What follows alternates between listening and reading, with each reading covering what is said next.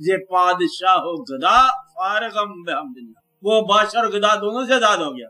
कहता अपना क्या नाम है, अपना नाम ही कुछ और है, वरना तो एक बुराई एक दफा हो जाए तो सारी उम्र का ही बुरा हो गया खुदा न खासा।